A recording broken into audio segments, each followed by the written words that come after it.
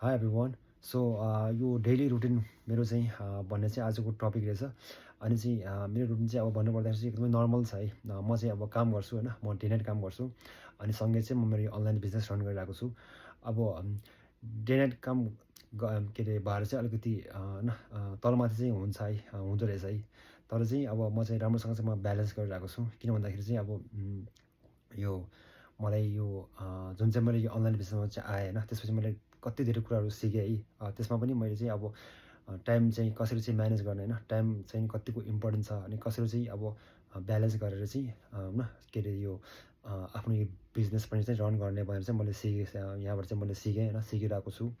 अब पहिला-पहिला अब कति धेरै टाइमहरू वेस्ट गर्थेँ होइन। यहाँ आउनुभन्दा अगाडि चाहिँ अब यत्तिकै चाहिँ हामीले चाहिँ टाइमहरू वेस्ट गर्थेँ। अब त्यसलाई चाहिँ अहिले चाहिँ अब कसरी चाहिँ त्यसलाई चाहिँ प्रोडक्टिभ बनाउने त नयाँ-नयाँ कुराहरू चाहिँ सिकेर होइन त्यही चाहिँ मैले अहिले यहाँ युज गरिरहेको छु।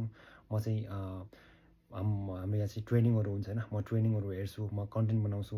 त्यसपछि गएर चाहिँ म मेरो यो अनलाइन बिजनेसमा चाहिँ अब इन्क्वायरी आउँछ होइन, म उहाँहरूलाई चाहिँ म एक्सप्लेन गर्छु। त्यसपछि गएर चाहिँ म उहाँलाई अब नर्मली म हेल्प गर्छु।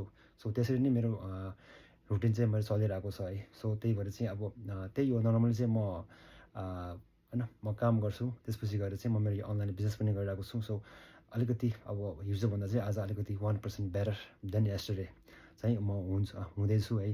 अनि त्यो चाहिँ अब त्यही हो अब सबै कुरा चाहिँ सँगै मिलेर चाहिँ गरेपछि चाहिँ तपाईँको चाहिँ डेली रुटिन चाहिँ राम्रो हुने रहेछ होइन। अब अलिकति बोरिङ भए पनि है अलिकति चाहिँ त्यो सेम रुटिन चाहिँ अब एभ्री सिङ्गल डे रिपिट गर्नुपर्छ नि त।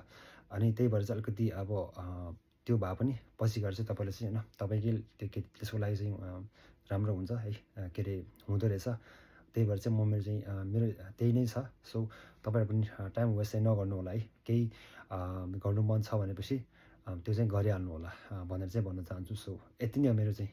Thank you.